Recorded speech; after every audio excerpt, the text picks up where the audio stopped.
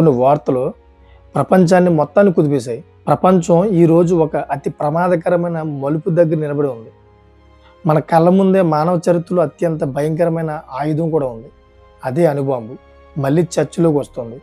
ఇది కేవలం ఒక దేశ సమస్య కాదు, ఇది ఒక రాజకీయ వార్త కూడా కాదు, ఇది మొత్తం మానవ జాతి అదేవిధంగా భవిష్యత్తుకు సంబంధించిన పెద్ద హెచ్చరిక. నేను జరిగిన చర్చలు చూస్తుంటే మొత్తం ప్రపంచం అంతా కూడా భయం గుప్పిట్లో మునిగిపోతుంది. అణుయుద్ధం అంటే సాధారణ యుద్ధం కాదు. తుపాకులు, ట్యాంకులు, సైనికులు మాత్రమే కాదు, లక్షల మంది ఒకే క్షణంలో మరణించడం, అంతేకాకుండా భూమి, నీరు, గాలి అన్నీ విషపూరితం కావడం, తరతరాల పాటు ప్రభావం మిగలడం.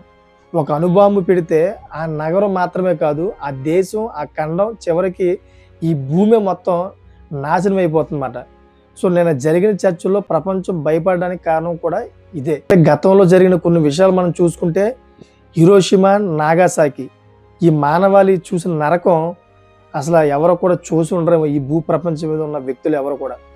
1945 సంవత్సరం జపాన్లోని హిరోషిమా, నాగసాకి నగరాలపై అమెరికా వేసిన అణుబాంబులు ఎలా ఉన్నాయంటే, ఒక్క క్షణంలో లక్షల మంది చనిపోయారు. పిల్లలు, మహిళలు, వృద్ధులు మొత్తం అంతా కూడా కళ్ళ ఎదుటంగానే కాలిపోయారు. చూస్తూనే నగరాలు మట్టిలో కలిసిపోయాయి. అది యుద్ధం కాదు, ఒక రకంగా చెప్పాలంటే అది మానవత్వంపై దాడి. ఈరోజు కూడా ఆ బాంబుల ప్రభావంతో పుట్టిన పిల్లలు బాధపడుతున్నారు. ఎంతలా బాధపడుతున్నారంటే ఆ క్షణాలను గుర్తు చేసుకొని ఇంకా ఏ వ్యక్తి కూడా ఆ విధంగా బాధపడరేమో. సో ఒక రకంగా చెప్పాలంటే అణుబాంబు అంటే ఒక తరాన్ని కాదు, తరతరాలను చంపే ఒక పెద్ద ఆయుధం. ఈ వీడియోలో ఒక ముఖ్యమైన విషయం చెబుతున్నాను. హిరోషిమా అదేవిధంగా నాగసాకి నుండి బతికిన వారు ప్రపంచానికి హెచ్చరిస్తున్నారన్నమాట. ఏ విధంగా అంటే, మరోసారి యుద్ధం జరిగితే మానవ జాతికి భవిష్యత్తు ఉండదు.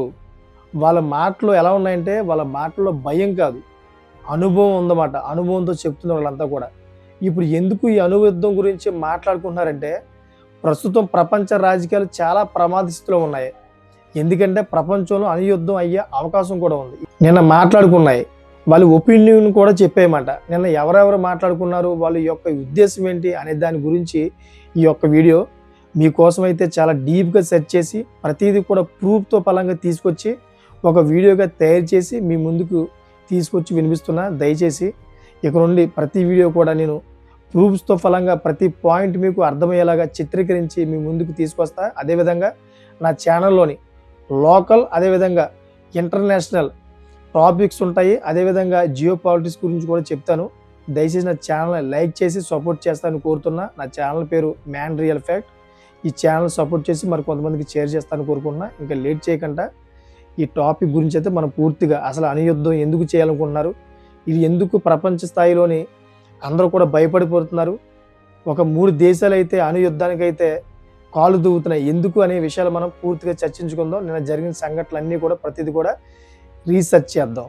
నిన్న ఆంటోనియో గుటెరస్ ఏమని హెచ్చరించారంటే, ఈ అమెరికా రష్యా అణు ఒప్పందం ముగింపు అత్యంత దారుణమైన సమయంలో వస్తుందంట.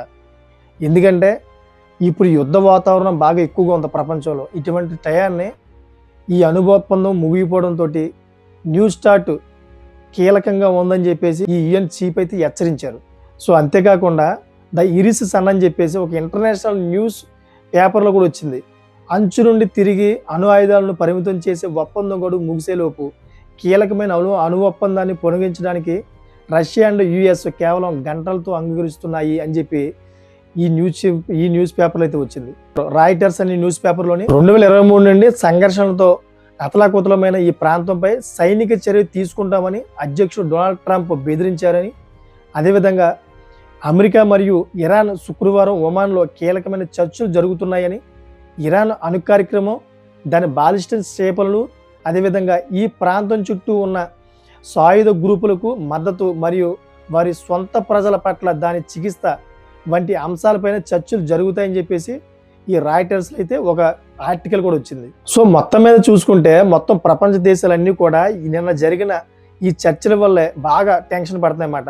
దాంతో ఫలంగా ఈ వార్తలు కూడా వచ్చాయి. ఈ వార్తల్లోని చాలామంది దేశ అధినేతలు, చాలామంది ప్రత్యేకమైన నాయకులు కూడా దాని గురించి వాళ్ళ యొక్క ఒపీనియన్ కూడా చెప్పారు. సో ముందు నేను చూపించాను కదా ఈ న్యూస్ ఆర్టికల్లోని, దీని గురించి అయితే విపరీతంగా భయపడుతున్నారు. మొత్తం మీద ఈ 3 దేశాలు చుట్టూ అయితే తిరుగుతుంది.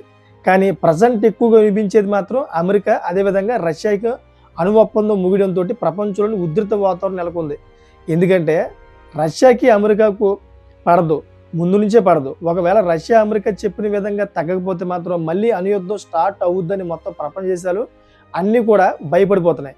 ఎందుకంటే ఒకసారి యుద్ధం స్టార్ట్ అయ్యిందంటే మొత్తం ప్రపంచం అంతా అస్తమించే అవకాశం ఉంటుంది. అసలు అణుయుద్ధం అమెరికాకి అదేవిధంగా రష్యాకి ఎప్పుడు స్టార్ట్ అయ్యింది, ఎప్పుడు ముగిసిందో ఒకసారి మనం తెలుసుకుంటే వీరికి అసలు యుద్ధం జరుగుతుందా లేదా వీళ్ళిద్దరమయ్య అనేది మనకి ఒక క్లారిటీ వస్తుందన్నమాట. 2010 ఏప్రిల్ 8న అమెరికా అధ్యక్షుడు బరాక్ ఒబామా మరియు రష్యా అధ్యక్షుడు దిమిత్రీ మెద్వెదేవ్ ఇద్దరు ప్రాగ్లో సంతకం చేశారు. కానీ అప్పుడు అధికారికపూర్వకంగా అది అమలులోకి రాలేదు. 2011 ఫిబ్రవరి 5న ఈ ఒప్పందం అధికారపూర్వకంగా అమల్లోకి వచ్చింది. ఈ ఒప్పందం మొదట 10 సంవత్సరాల పద్ధతిలో రూపొందించబడిందన్నమాట. సో అది 2021లో ముగిసిపోయింది. కానీ మరోసారి దాన్ని 5 సంవత్సరాల పాటు పొడిగించారు 2 దేశాల ఒప్పందాల మీద. మొత్తం 15 ఏళ్ల పాటు అది నడిచింది. సో 2011 నుండి 2026 ఫిబ్రవరి 5 వరకు మాట, అంటే నిన్నటి దాకా. ఇది అమెరికా రష్యా మధ్య చివరి అణు ఒప్పందం కూడా, న్యూ స్టార్ట్ ఒప్పందం కూడా. సో ఈ గురువారం ముగిసిందన్నమాట.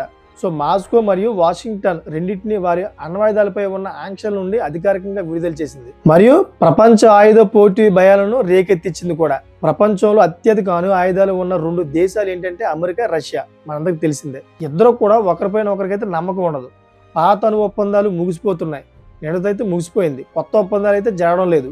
రష్యా అధ్యక్షుడు పుతిన్ అంటున్నాడు, మా దేశానికి ముప్పు వస్తే అణు ఆయుధాలు వాడతాం. అమెరికా కూడా ఏమంటుంది, మా భద్రత కోసం అన్ని మార్గాలు తెరిచే ఉన్నాయి అంటుంది. ఇది శాంతి భాష కాదు, ఇది ఒక హెచ్చరిక భాష మాట. వాళ్ళు రాజకీయంగా గొప్ప వాళ్ళు కావచ్చేమో కానీ ఒక మాట, ఒక నిర్ణయం కోట్ల మందిని చంపగలదన్నమాట. మొత్తం భూమి అంతర్మించిపోయే అవకాశం ఉంటుంది, మానవాళి కూడా మిగిలే అవకాశం ఉండదు. సో ఇంకో దేశం ఉంది, అదేంటంటే ఉత్తర కొరియా. దాని అధ్యక్షుడు ఏమంటున్నాడంటే అణు ఆయుధాలే మా రక్షణ అంటున్నాడు. సో అతని దేశం చిన్నదే కావచ్చు కానీ అతని బాంబు ప్రభావం మాత్రం పెద్దదే. ప్రపంచాన్ని భయపెట్టే దేశాల్లో ఇది ఒకటి మాట. చైనా పెద్దగా బెదిరింపులు చేయదు కానీ అణు ఆయుధాలను వేగంగా పెంచుతుంది. బయటికి మాత్రం మేము మొదట దాన్ని వాడమని చెప్తుంది, లోపల మాత్రం సిద్ధంగా ఉంటుందన్నమాట.